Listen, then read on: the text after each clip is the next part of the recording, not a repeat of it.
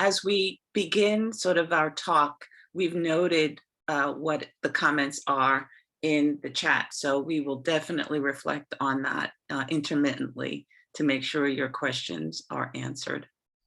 Yes, yes, yes. All right.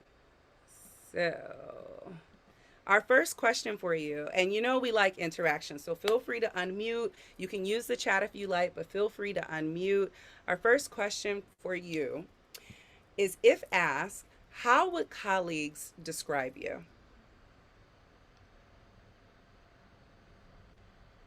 So does anyone who's with us want to actually share? How would your colleagues describe you if they were asked?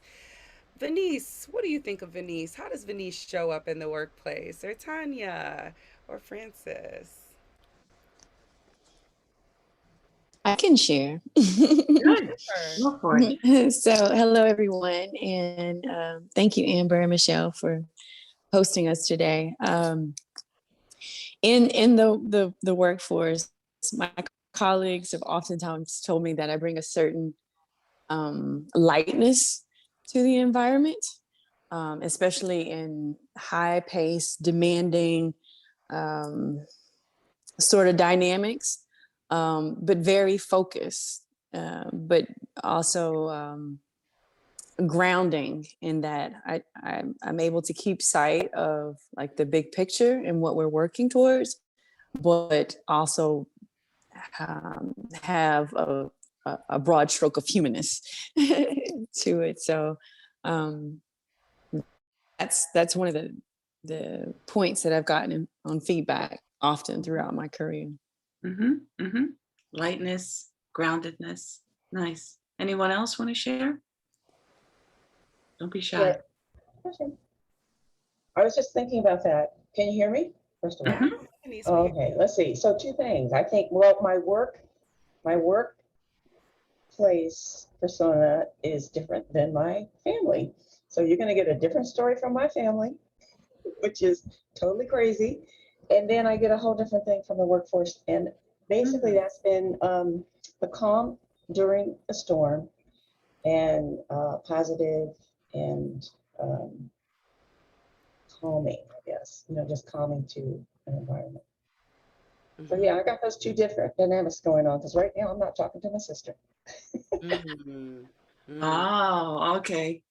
So there's sort of an unfavorable perception that family has of you versus favorable for in a professional environment.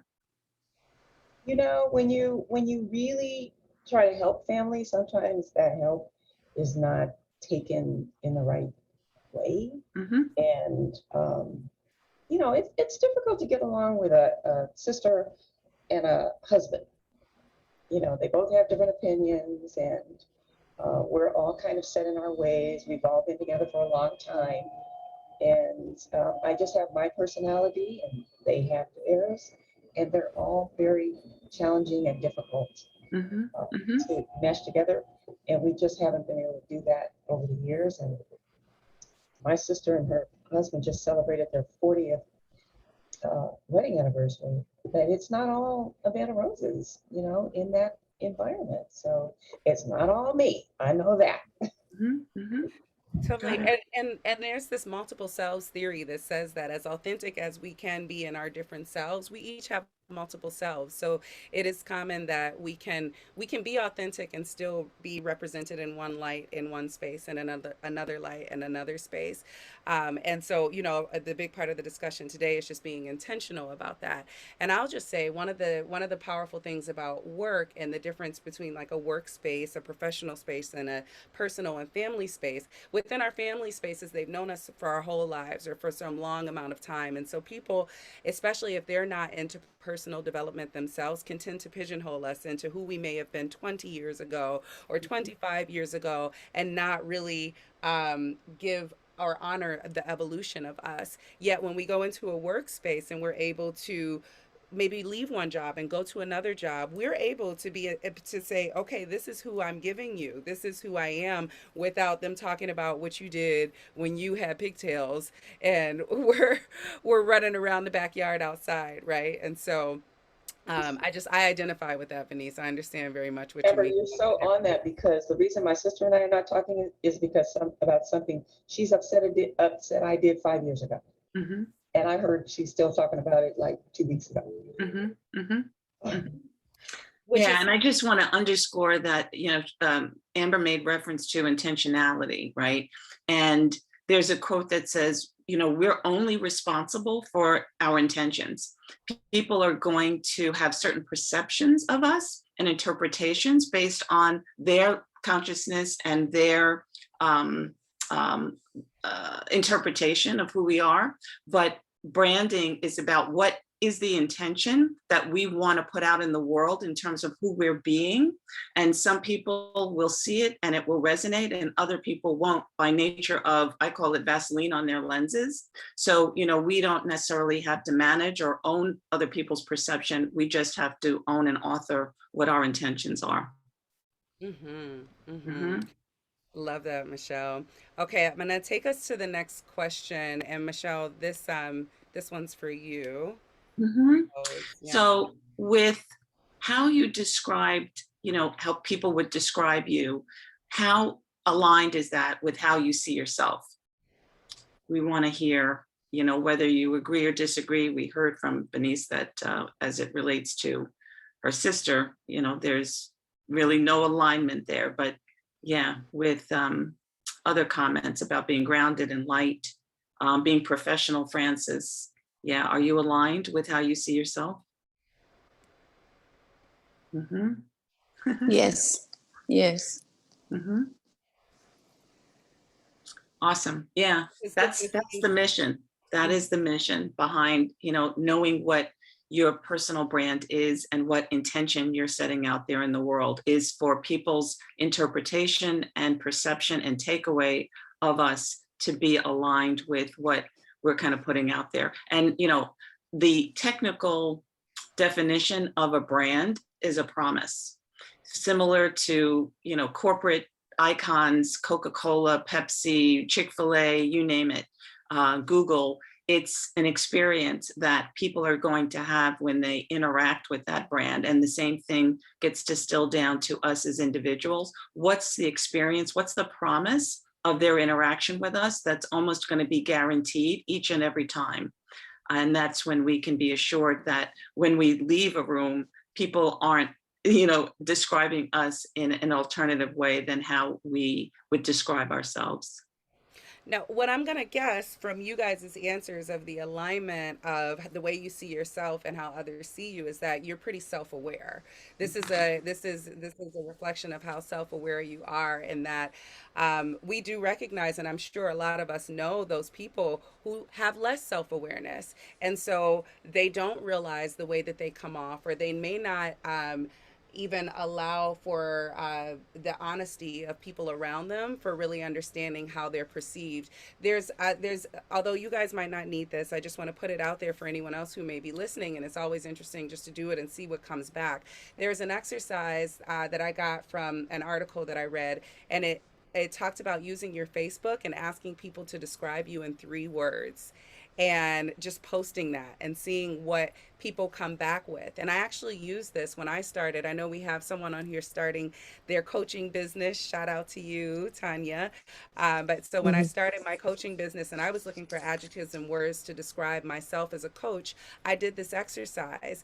And the words that came back were in alignment with how I saw myself. But there were also some that there was more depth to them. And it was actually a pretty heartwarming experience for me to just read through these words that people use to describe me. And so, just something that's recommended if you are on here and you're looking to define your personal brand and maybe your self awareness, you could use a little help or support in that area.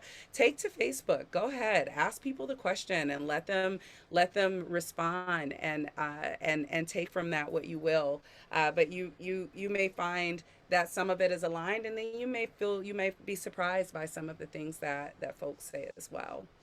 Yeah, you raise a really good point. Even as we continue, you may even get responses that are favorable, but somewhat of a surprise to you.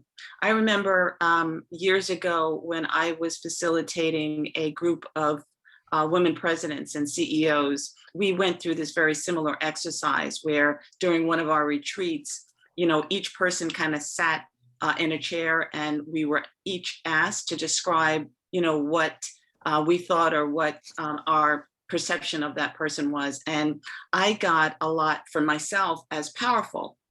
And that was the one word that people described me, but that didn't necessarily resonate with me. But as I reflected on it, and Amber, speaks truth, because it's really about emotional intelligence, the awareness. I took it in and I reflected on it. And because it was very empowering to kind of hear that descriptor, that was one thing that I took on and began to own.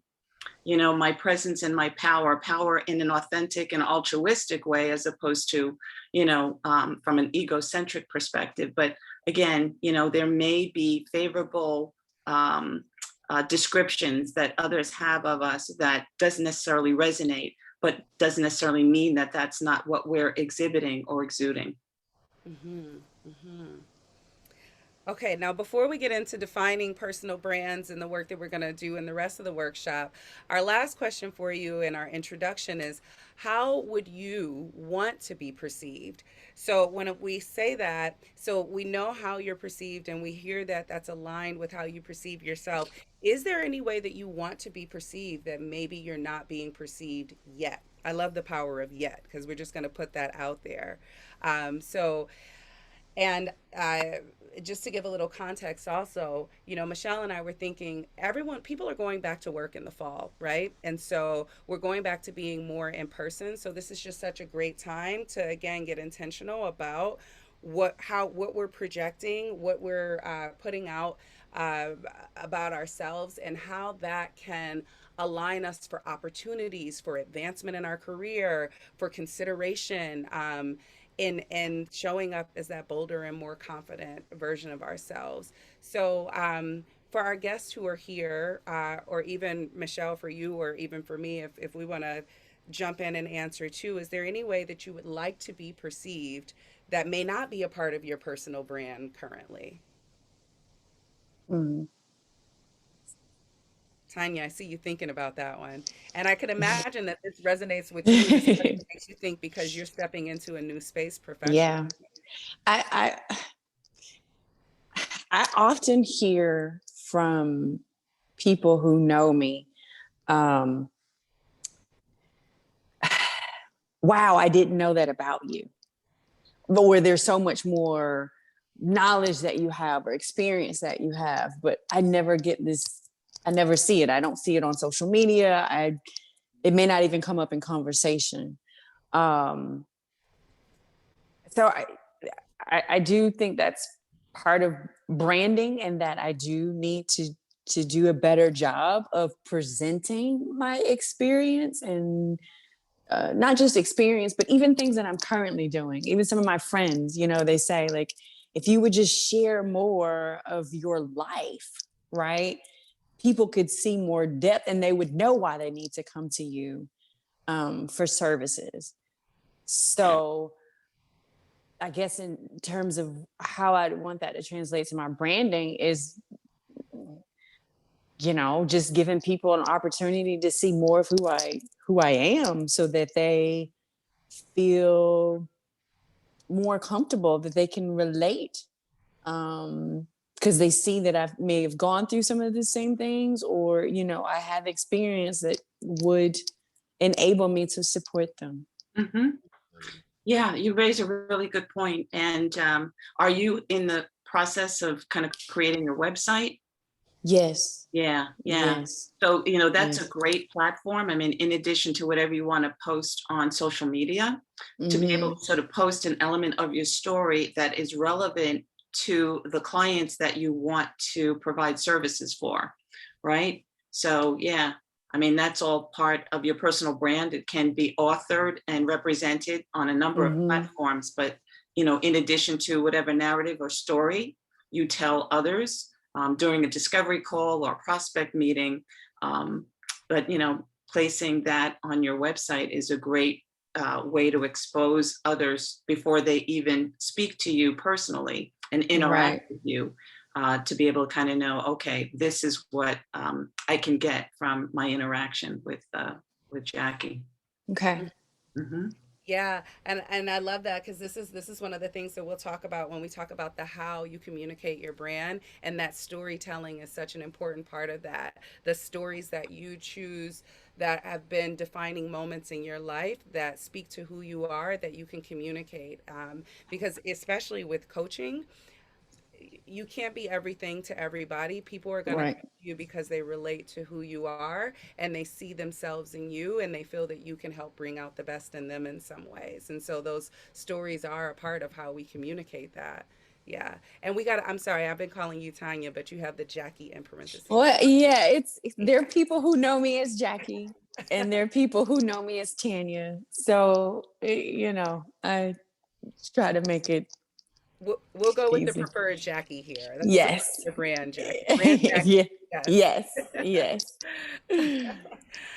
Okay, so Michelle's gonna get a little deeper with us in defining what our personal brand is. Yeah, so as it's captured here, a personal brand is a perception or an emotion that's maintained by someone other than us, describing the total experience of having a relationship with us. So as I mentioned earlier, it's intentional experience. What's the promise that you intend for people who are interacting with us to experience almost each and every time? That's where the intentionality is born from. And I love what Amber said earlier, which is, a lot of what we may describe as our brand may be what we have very much defined ourselves to be, but it can very much be aspirational. As we are continuing to evolve and grow, there could be other adjectives that we want to include in our personal branding statement that has us lift ourselves beyond who we are, but evolve into a better you. So yeah, that's what a personal brand is. And what's really important, ladies, is that, when we define and describe what our personal brand is, we have to walk the talk, right? One of my best friends and I, we always make reference to who are you being, right? Because, in any Hmm. encounter, any situation, we may be faced with a breakdown, a downright argument, a misunderstanding. And, we're talking about personal brand, perhaps in the state of when we're calm and serene and just, owning our power, but we could very easily be taken off course when we're interacting or involved in a circumstance or a situation that could be a conflict. And yet the question begs, are we still practicing what our Hmm. personal brand is, right? Who are we Hmm. being in those unfavorable? Because trust me, it only takes one slip of the lip or a thoughtful response to an email that can really taint and distort what our brand is. So it's really important that we stay so mindful to who we want to be and how true we want to be to our personal brand, especially when the going gets rough. I love that, Michelle. It defining again and coming back to, I keep saying it, but being intentional about this can give us our guiding star. So when we are responding in a situation, when we're challenged, instead of that knee-jerk emotional response, really taking a second to take a breath and saying, how, being that I define myself as this is my brand, what response is in alignment with that is a powerful question to ask ourselves, especially in this cancel culture where Mhm. things digitally can stick with us forever. So we have to be more mindful of these moments. I So yeah. remember a situation, and I don't remember, it was all over social media. Kirk Franklin, right? The singer and spiritual thought leader, didn't realize that in the middle of an argument with his oldest son, he was being recorded. And he was calling his son everything other than the child of God. And it blew up because, Hmm. his brand as a spiritual leader and someone, that always aimed to take the high road, it really, he had to do a lot of damage control. So it's in those heated moments. I mean, we certainly hope that people aren't recording us in our worst times, but regardless of whether they are or aren't, it's really important that the way we respond, even in the heat of the moment, is intentional and really does, again, represent our highest and our best self. Mhm, mhm. Mhm. Yeah. Um, just one other quick note, and then I want to reference what's in the chat. Be, do, have, or have, do, be.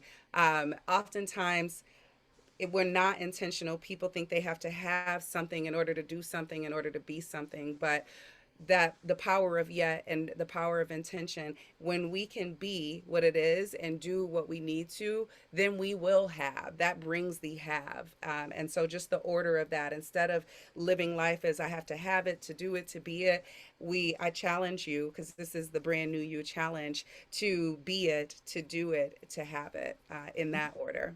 Mhm. So, all right. And then Venice says, I've been becoming aware that I am making a soft transition into servant leadership and empowerment from the perspective of others. And I'm using my LinkedIn profile, because my next question for you, Venice, was going to be, and how are you communicating that? And then you put it right there in the chat, using my LinkedIn profile to share my story and my journey. And this resulted in you receiving an email from a recruiter last week, and you're in the second phase of the interview discovery process. So Nice. congratulations to you on that. This is a testimony of how being intentional about communicating who we are, that servant leadership in you, and using our social media as a resource to communicate this. So did you want to speak to Yeah. that? Mhm. Congratulations. That is huge, because really what it also speaks to, and I'm so proud that intuitively you knew to sort of speak to aspects of servant leadership. Oftentimes we, especially at the onset of LinkedIn, it was just our experience and our skill set and our competencies, but it's getting beneath the surface to who we're being, because potential employers are looking for leaders that demonstrate behaviors and sort of an attitude that is healthy. And there are a lot of people with a lot of experience and a very high IQ, but a very low EQ. So Mm. yeah, being able to sort of tout what those intrinsic qualities are that separate you from the pack and make you very unique is a great way to, shine. Yeah. And really, um, you know, expose yourself and go show them how you're different than the competitors that may be, or candidates that are vying for the same position. Yeah, Yeah, good luck to you. I can share because Amber, you said, there are words that people use to describe you that you don't relate to because that's not who you believe you are in that moment. And this interview started with, he mentioned a lot of things in my LinkedIn profile that I didn't even know I was, presenting just for someone to read. He was gleaning all of this stuff that I want to be. I'm not there yet. I'm working towards being that. So, and I thanked him for his perception that he shared with me of who he saw in my profile. So that made me think I had the right language in there. I'm trying to put, the right wording, I think he said he could feel, Mm, who I was. And it's been a very interesting journey because I was going to opt out of this interview process for other reasons.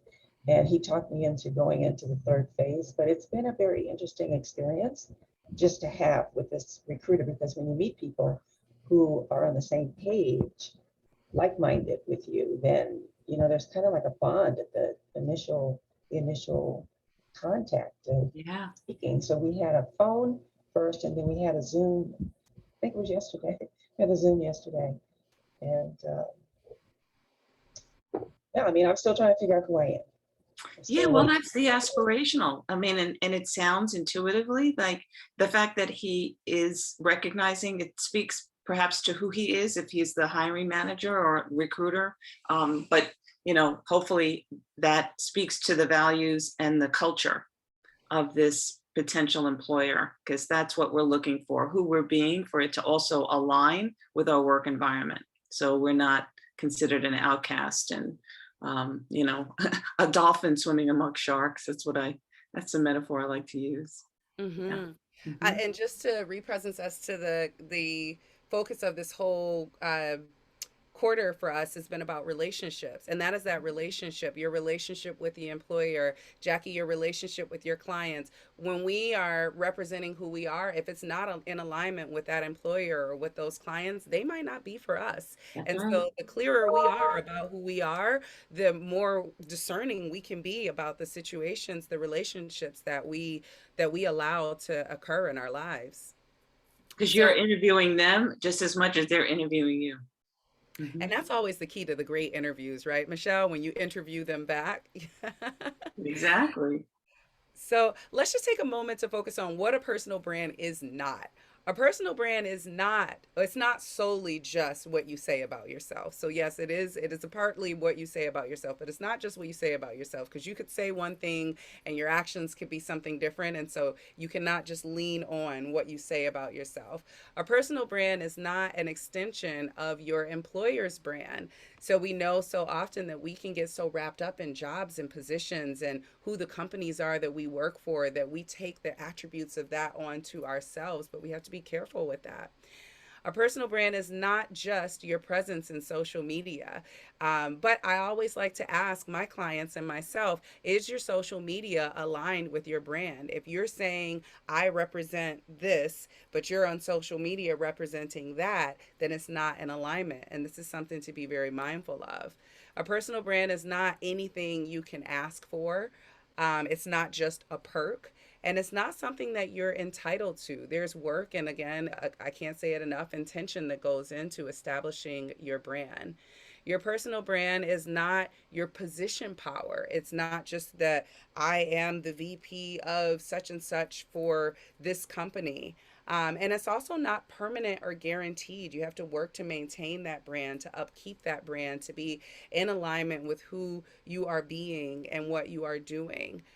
So just some things to recognize. And before we go on to the next slide, Michelle, I just want to give space for you to expand on any of these points if you like. Yeah. Yeah. So what came to mind as you were talking, Amber, is especially on Facebook or maybe even Instagram, where there's, you know, less verbiage and more photos. We have to be so mindful of what, even if it is in a personal setting, a barbecue, a party, how we're representing ourselves. You know, we love to be able to kind of post pictures of the fun times that we're having, but if we're throwing down shots, you know, in an environment and, you know, acting kind of cray cray, not to say that we don't, if that is your choice, but be careful of posting that on social media because people will pick up on that, and whether it's an employer or a prospective employer or a potential client or a client, they will tell themselves a story.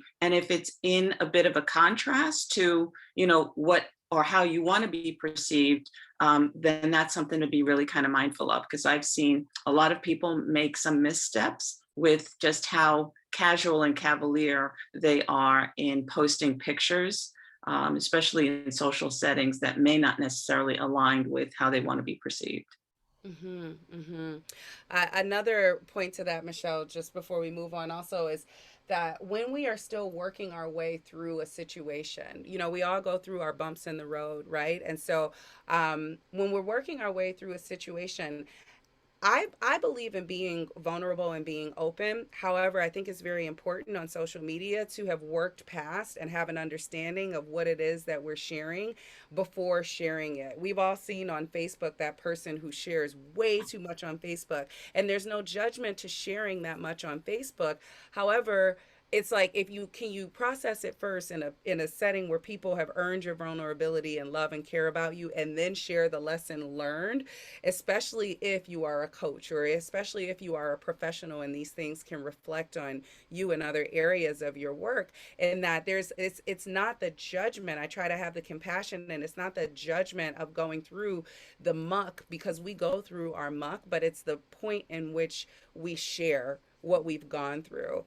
So just another note to self of being careful with when you're sharing what you've gone through, sharing it after the storm Yeah, and yeah. not necessarily during it. And again, boy, I just love how things just like popcorn just kind of pops with everything that I hear you say, Amber.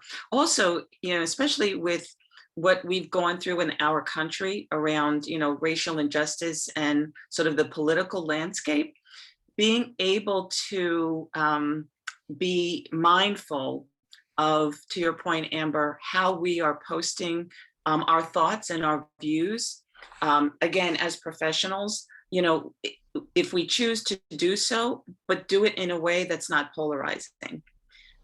So yeah, it's because, gosh knows, social media has just become a dumping ground for a lot of judgment and a lot of disparaging comments with things or people that we're opposed to. But again, that represents our brand.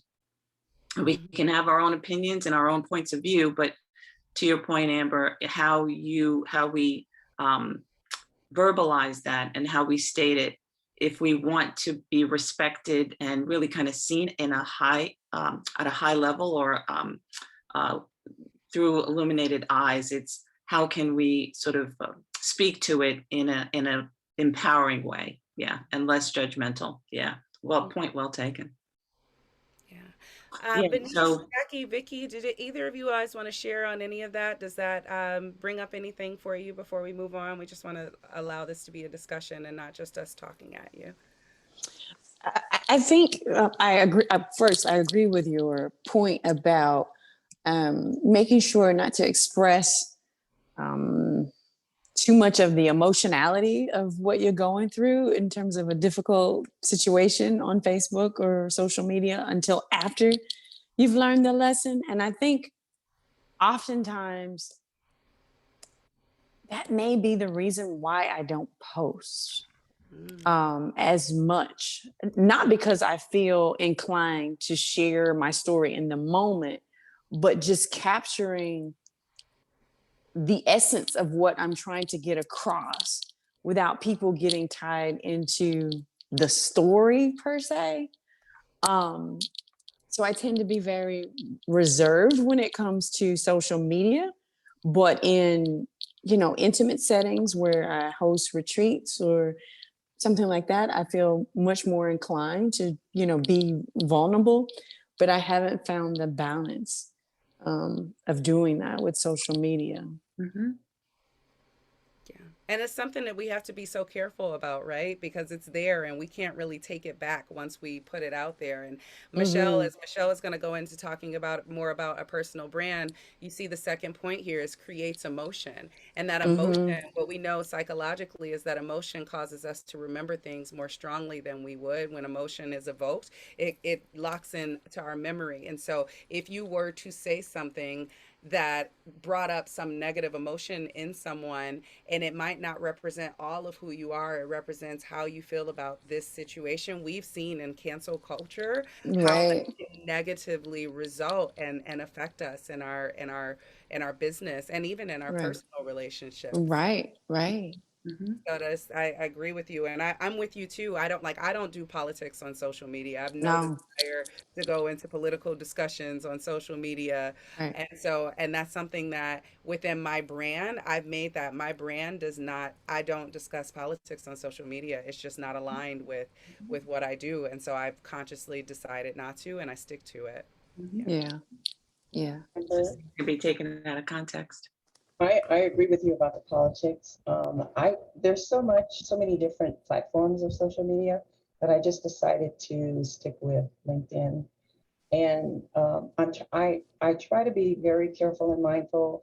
I also try not to comment on posts that are politically, related to anything political. And I try to just stick with things that are transformational, inspirational, Mhm. educational. Um, and because I'm writing this book, I wanted to, and it's new territory for me. I've been using LinkedIn I stepped out of my comfort zone and I started posting an article a month. So my goal is 12 articles this year because I want to create a portfolio and of my writing. And so I thought it's free. And what I will be doing is being vulnerable in terms of sharing the articles that I'm writing, but I try to make sure that they're not emotional and that there's something they're thought provoking and give people things to think about because I never know what I'm going to share. I always do it at the last week of the month, and then sometimes I think I have an idea that I'm going to write about, and then something else comes and I abandon what I was initially going to go with. So yeah, I try to be very careful about the posting, and this was the first year that I did it, and it was scary. Mm. It was scary. But so just celebrating the consistency, because that's a part of the brand too. Although our brands can be evolving, people need to know what to expect from us. And so by you establishing the consistency of posting on a monthly basis and the type of articles, the type of things that you're sharing, this is a part of our consistency. Okay. All right. So let me not get too much further into this because we do have to move on so we get to everything. I can see Michelle, we're so aligned and that she's like, hey, girl, it's 117. Okay. So, Michelle, do you want to take actually these next couple slides? Yeah, yeah. So these sort of 7 bullets kind of underscore a lot of what we've talked about, but sort of just, nail it. Is a personal brand is purposefully developed. Amber spoke to at the very onset, it's intentional.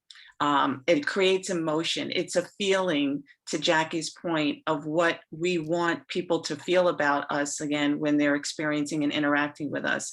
It carries a promise. That is why it is so essential that we walk the talk, because we want to make sure that the promise of who we're being is consistently, translated.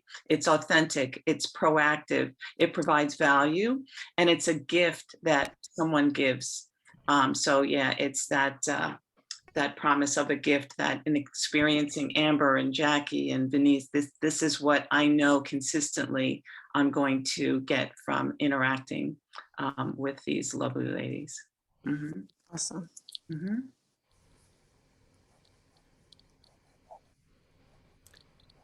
So, Yeah, this quote, we uncovered this and it's very succinct. If you're not branding yourself, you can rest assured that others are doing it for you, right? Which again underscores the importance of being very intentional so that when we walk out of a room, people aren't telling themselves a story about who they perceive us to be, but who we want them to perceive us to be. hmm. Yeah, there's a quote from Joel Osteen. It's one of my favorites in the positive parenting workshops that I do. I always say, if we don't tell our children who they are, someone else will, Mhm. and that extends to us as well, right? And this is why we have to be more explicit in putting it out there. What is our brand? Who are we? And not letting others take our narrative over. Mhm. So, a couple of questions that we figured you might have um, to get just so that we can get into these, and we'll just spend a couple minutes here. So, one question may be, and you can put your questions in the chat as well if you have other questions. When do you establish your brand? Because we're not talking about just going around and saying, hey, everybody, and just talking about yourself. No one loves someone that just talks about themselves all the time, right? And so we have to be strategic in when we're establishing our brand. So just want to take a moment to speak to that. So, Venice, you spoke very well about how you established your brand on LinkedIn and taking that time to put some of your story out there and who you are. And so that's an opportunity to establish your brand and certainly a very fit one. Michelle, will you, as your lovely executive coaching wonder, give us some other opportunities of when you can establish your brand? Well, I mean, I think that, and let me just digress for just a minute. As you all are contemplating the answers to these questions, think about them, all 3 of them. When do you do it? How do you put your personal brand into action? And why is establishing your personal brand important? Okay, so we'll give you kind of time to ruminate over that. But I believe, your personal brand is an iterative process. Wherever you are right now, creating your personal brand is important, but recognize that it should always be revisited and updated because again, a lot of it may be aspirational, it's evolutionary, and subsequently, it's important that we create our brand, but constantly go back to wherever it's captured, our website, social media, resume, whatever the case may be, and look to sort of update it. So again, it's not a one and done. Hmm. Yeah, I love that you say that. It's like one of the things that I do. I love to wear t-shirts with positive sayings on them, right? And so that strikes up conversation, and it's a very subtle way of establishing my brand. But if I'm not a big t-shirt person. If I'm gonna wear a t-shirt, it's gonna say something like I have one that says "Now is the moment." It opens up conversation for me to be able to talk about who I am and what it is that I do without going, "Hey everyone, let's talk about me," right? And then also asking other people about themselves, and so it opens up for connection as well. Um, I also, and Michelle, I know that you do this. I've seen you do it so eloquently in our speaking engagements. When you're invited to do any type of a speaking engagement, what a great time to tell those stories. Like, what are your key 3 to 5 stories that you tell that are a part of your makeup, the defining moments in your life, the part of your purpose and a part of who you are, and including those stories when you have a speaking engagement, or saying, I'm the type two, and then filling in the blank after that, and just being intentional about communicating these things when we have the opportunity to stand in front of a group. So this could be another opportunity. This could be another good win for us in a way to put our personal brand into action. Does anyone else have any ideas that you want to share about when or how to establish your personal brand and put it into action? I don't necessarily have a question, Amber, but I do have, I guess, a confession. Because I have not been very active on social media, I have some, I won't call it resistance, but some unease that now I want to start sharing more, like kind of all of a sudden, right?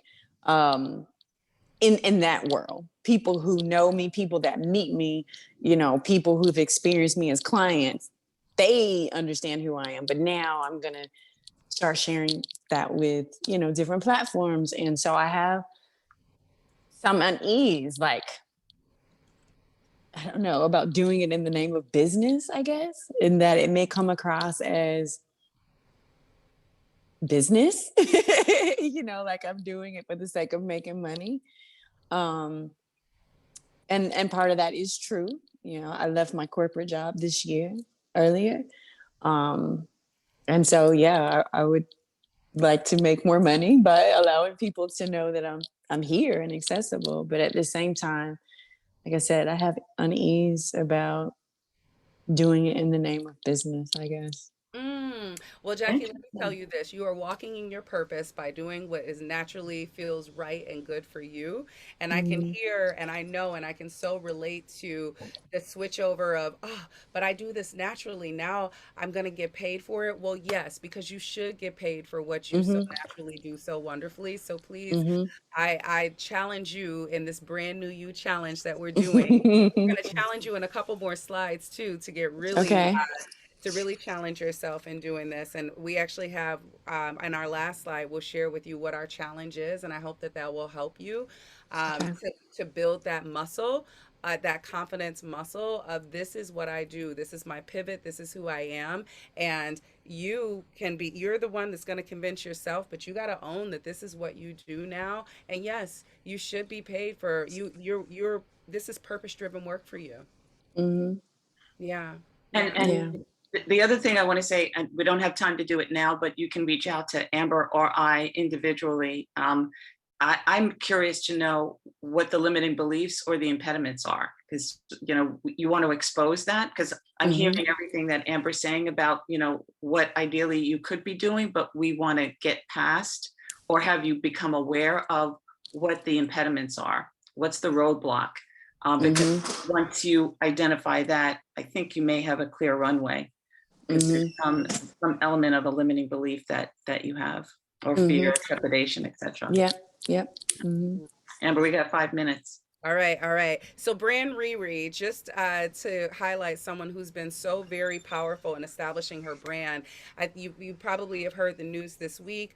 Rihanna is a billionaire. And I Woo think so woo. much, yes, so much of how she's been able to get to this point in her career is her being so authentically who she is and us knowing what her brand promises and what to expect. Her perfumes are spicy like she is. Her beauty products, her lingerie line, it represents so much of who she is that people who are fans of Rihanna and who may have just gotten to know her through her music are now buying her products and supporting her because they know what to expect with her. And she continues to evolve and expand in who she is, but still stays true to that edgy Rihanna that we all know. And this has served her so well to the point of making billions. So we all want to be billionaires too, right?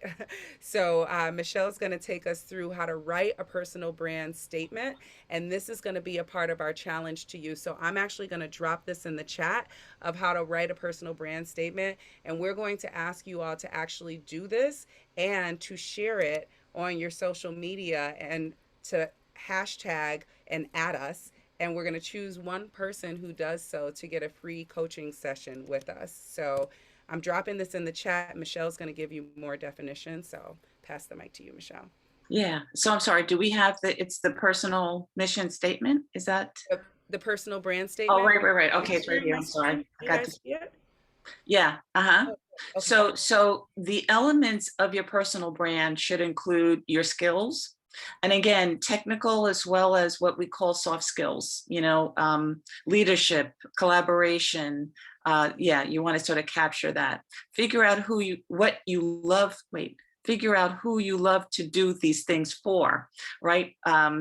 Who your I'm going to say your target audience, but that sounds sort of business and entrepreneurial, but it could be within your work environment, your constituents, your colleagues, your kind of key stakeholders.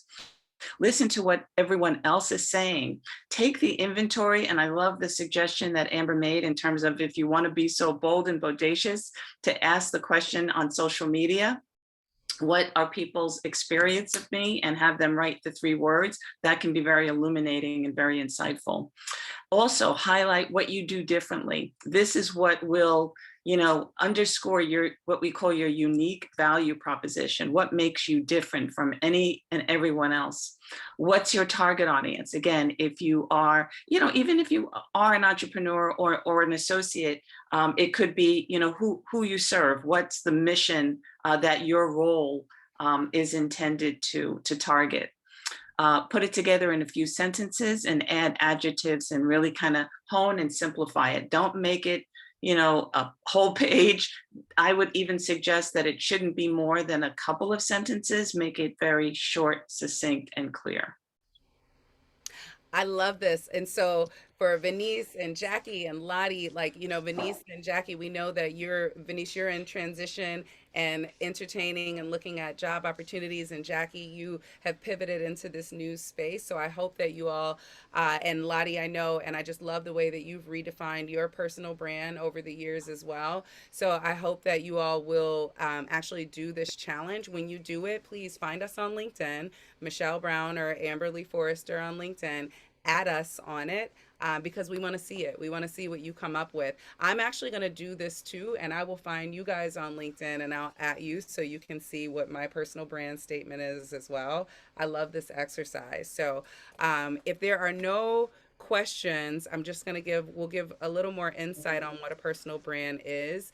And then oh, yes, okay, I see Lottie's going to do it. Yes, good. Okay, we got buy-in. So I'm going to just give you just a little bit more and an example of a personal brand because we know it is 1:30 and we don't want to keep you much longer than we said we would. So just make sure that your personal brand is strong, that it's descriptive, that it's short. Don't write too much. You want it just to be a pithy. Think of a Twitter post and catchy all at the same time. So here's an example. I help individuals reassess their life choices to discover their true paths to success. Or I develop sustainable business models and marketing strategies to fuel small business growth. So you see in these short, pithy descriptions, we talked about what we do, who we do it for, and give what we could add here, which I think is represented well in the first, but that USP, that unique selling point, like Michelle mentioned earlier, of like, how do we do things differently or in a unique way than everyone else does? Okay, and so just in making sure that you're hitting these points in your personal brand, and this just gives you just a little bit of direction in creating your own personal brand statements that I hope you guys will do and share in your social media. So that's all that we have for our presentation. That is our challenge. And we want to really open up next time. When we come back next month, we can open up. And for those of you who do it, we'll share some of these with you. And so if you're not live, with us on Zoom, but you're on Facebook and you do this and you have any questions, feel free to put your questions in the below the video that we're sharing with you. But this is the brand new you challenge. So let's be bold, let's be confident, let's get out there and say who we are, who we help, what we want, and how we want to impact the world. And I really want to see and ask you all in the next few months, like, what results came from this. Michelle, do you want to share anything else before we hop off? No, just our gratitude for our attendees today and your participation and your sharing. And, we are just appreciative that you show up and take an hour of your time to kind of learn and be enlightened with us. So thank you. Yeah, yes. And Jackie, I'm not sure who your friend was who shared this with you, but we love when you share these things with your friends. So we just welcome you. So glad you joined us and participated today. And Venice and Lottie, we always love to see your faces. Please do share this with friends, and we hope that you come back and join us in the future. Next month, we will continue our conversation around relationships in the workplace and how to use them to our advantage so that we can just be the successful, bold, powerful, amazing women that and men that we get sometimes that we're put on this earth to be. So thank you guys. Just quickly, you can find us. Michelle is Into Action Coaching. Her website is intuactioncoaching.com, and I am Quartz Wellness Collective. And I am at Quartz Wellness on social media, or at The Flow Coach also. And Michelle, you can find her. Michelle, will you give your handles before we go? I think I'm at Into Action. Into Action. Yeah. I don't even know what my handles are. But you get our newsletters if you're signed Yeah. up, and so we share them in our newsletters as well. This replay will be on Facebook and also on YouTube. So if you want to share it, feel free to take the link and share it out with friends. Thank y'all so much, and we can't wait to see who gets chosen to be our free coaching session for this. So we'll be looking for your personal brand statement shares. And What's the due date? What's the due date on the personal brand? I love that. Oh, yes, Spoken like a true coach. Yes, yes. Let's give it 1 week, by next Wednesday. How's that sound Okay. for everybody? Yeah. Okay. All right. All right, everybody. Have a wonderful rest of your day and rest of your week. We'll see you next month. Thanks Thanks, all. Amber. Thanks, Michelle. Oh, Appreciate you're you. welcome. Thank you. Bye. Peace. Take care. Be well.